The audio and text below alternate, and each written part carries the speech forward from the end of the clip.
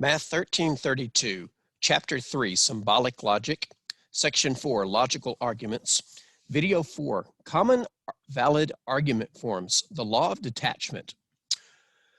The next few videos in this series, I believe 7 counting this one, will introduce you to some common argument forms, and the advantage to these is they remove the need to determine the validity of an argument by using a truth table, but rather determining the validity of an argument by matching it to a previously established argument, whether the argument is valid or invalid.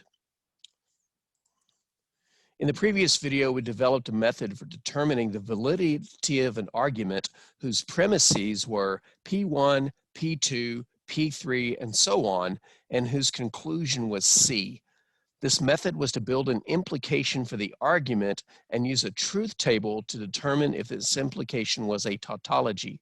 The implication for the argument is a conditional of the form, the conjunction of the premises implies the conclusion. The double-lined conditional arrow is just a regular conditional and follows the same rule as a conditional. The double line is just to emphasize that this conditional statement, called an implication, is being used to determine the validity of an argument. Although this approach always works, it is always time-consuming. The amount of time involved depends on the number of simple statements involved, which determines the number of rows in the truth table, and the number of premises involved, which influences the number of columns in the truth table. So in other words, the more simple statements and the more premises, the larger the truth table. It wouldn't be unreasonable to see a truth table that is made up of 16 rows and 10 columns, which is only 160 TFs to put in the table. So as you can tell, or as you can imagine, using a truth table every time to determine the validity of an argument can get very time-consuming. Luckily, some argument forms are so common, we can summarize their results without the need for a truth table. Well, we'll use the truth table to determine the results, and then we'll use those results in the future to bypass the truth table. Common argument form number 1 is the law of detachment. And there's a chance you already know this argument form without realizing it. I'll prove it. Consider the following premises. Premise 1, if it is raining, then I will open my umbrella. Sounds reasonable. Didn't mean to show you all that. Premise number 2, it is raining. Now, assuming both premises were true, could you draw a conclusion? If it's raining outside, then I will open my umbrella. It's raining outside. Therefore, I will open my umbrella. Most people would conclude, I will open my umbrella. But is this a valid argument? We can answer that with the truth table, then summarize the results for future use. So let's go through the truth table method for determining the validity of this argument. It looks like we have somebody who's going to help us right now. This is Tiger Lily. Say hello. She's been trying to get in my lap all this time. Guess she succeeded. And for those keeping count, yes, that's a hedgehog, a dog, and a cat. In the future, you may see the other 3 dogs. And if I can find an opportunity, the turtle. It's a menagerie over here. All right, premise 1, if it is raining, then I will open my umbrella. Premise 2, it is raining. Conclusion, I will open my umbrella. In order to use a truth table to determine the validity of this argument, we must first translate it from words into symbols. by locating the simple statements within the premises and the conclusion. These are fairly easy to find. The first simple statement is, it is raining. The second one is, I will open my umbrella. Now notice that these statements recur in both the second premise and in the conclusion. So we'll let P be the simple statement, it is raining, and Q be the simple statement, I will open my umbrella. As usual, I invite you to pause the video and try to set up and complete the truth table before I get there. All right, so how would the first premise translate?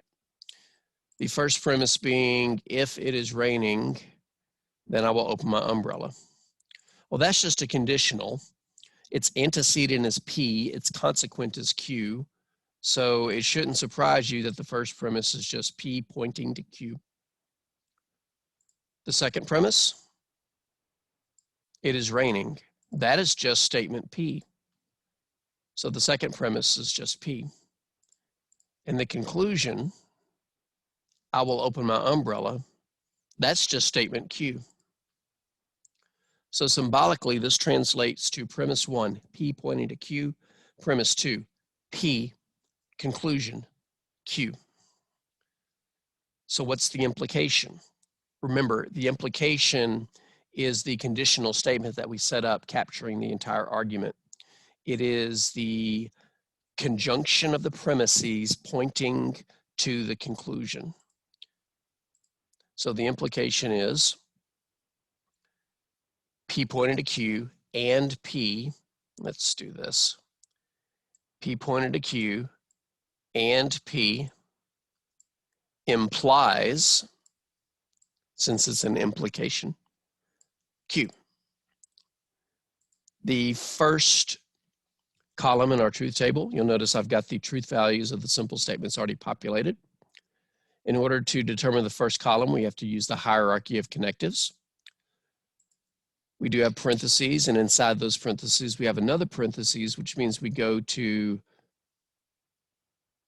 this conditional first, which concludes the inner parentheses, but not the outer parentheses. The outer parentheses still have a conjunction in the middle, and then our implication will be last. I'll tell you right now, the truth tables for determining the validity of argument forms will always have the implication last. All right. Our first column is the conditional. By now, you should know that a conditional is false only when you break your promise. A broken promise is when the antecedent is true, but the consequent is false, which is the second row.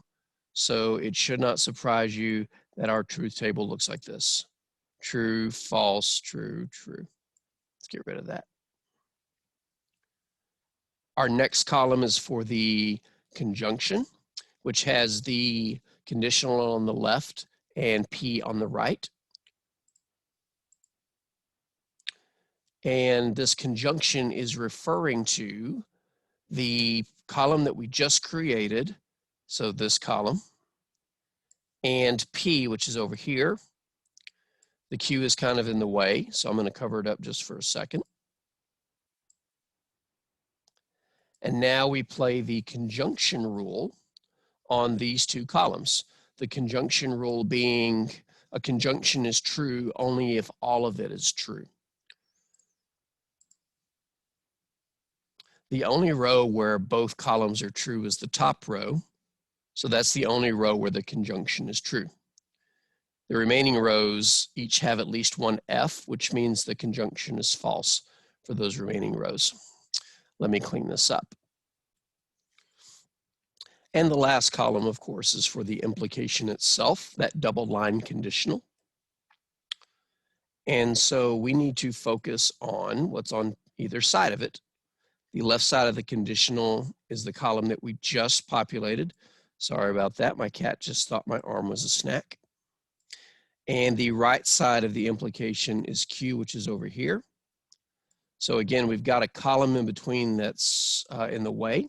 So we're going to cover that up briefly. Might as well cover up this one too. Be very careful with this implication because the order of the implication is from right to left. we need the conjunction point into Q. Why does that matter? Well, what's the rule for conditional? It's the same as it's been always. Conditional is false when T is pointing to F.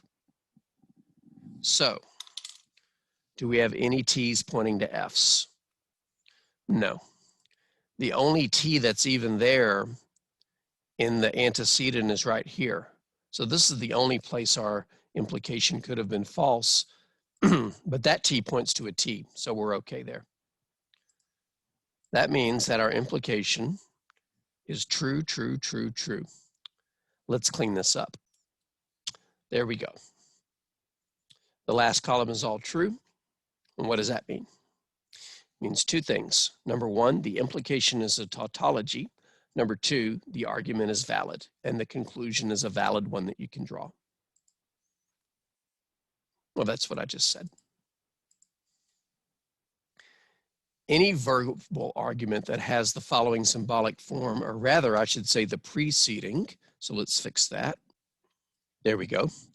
Any verbal argument that has the preceding symbolic form is called the law of detachment, and is always a valid argument. So in other words, if any argument translates symbolically into this, then the discussion is over. It has already been determined that this is a valid argument form, and it has a name. It's called the law of detachment. But the law of detachment also has a descriptive representation. In other words, it's possible to actually not bother with the symbolic representation if your argument has the following descriptive form. Oops. The first premise is some conditional. If some antecedent, then some consequent. So specifically, the first premise is an if-then. The second premise is just the antecedent. In other words, whatever is here in the conditional is here or something reasonably similar as the second premise. And if those are your two premises and your conclusion is the consequent, let's go with a different color here, and your conclusion is the consequent, then there's no need to translate into symbols. If your premises and premises and conclusion have this relationship with each other, then this is called the law of detachment. Any verbal argument of this form is instantly valid via the law of detachment. So we have one form that allows us to go, I recognize you, you're the law of detachment, you're a valid argument form. Let's take a look at a verbal example that doesn't require any symbolic representation. Determine if the following argument is valid. John said if he didn't win the election, then he would return to his former job of dog catcher. John didn't win the election, so I'm about to draw a conclusion. I guess he showed up Monday morning for his dog catcher job. The first premise, cat. The first premise is if John didn't win the election, he would return to his former job of dog catcher. Second premise is John didn't win the election. And the conclusion that I drew was he showed up Monday morning for his dog catcher job. Now, we could argue whether or not he returned Monday morning, so just overlook that for now. The conclusion is implying he returned to his job. If you compare the premises and the conclusion, the antecedent of the first premise is the second premise. The conclusion, the consequent of the first premise is the conclusion of the argument. This form matches that one, the one that's currently highlighted with yellow and green. See how they match? As a consequent, this is the law of detachment. I don't actually have this typed in advance, so we'll type it right now. This is precisely the structure for the law of detachment. As such, this argument, parentheses, and its conclusion is valid. No need for symbols, no need for truth tables. Descriptively, it matches this. And that's the end of the story. It's the law of detachment. It's valid. So to summarize, the law of detachment says the following is a valid argument form. There are two ways to look at it. One way is symbolically. If you translate an argument into symbols and the first symbol is an implication, a conditional. If the first premise is a conditional, the second premise is the antecedent of that conditional, and the conclusion is the consequent of that conditional, then it's over. This is a valid argument. Or, descriptively, if your first premise is a conditional and the second premise is the antecedent of that conditional and the conclusion is the consequent of that conditional, then this is the law of detachment. The argument is valid, no need for symbols, no need for truth tables. We have three other common argument forms that are valid and three that are invalid, called fallacies. In the following videos, I will not spend as much time developing the idea of, hey, can we do this generically? We're just going to jump right into them. In other words, for these next videos, we're going to jump right into this. Yeah, that sounds good.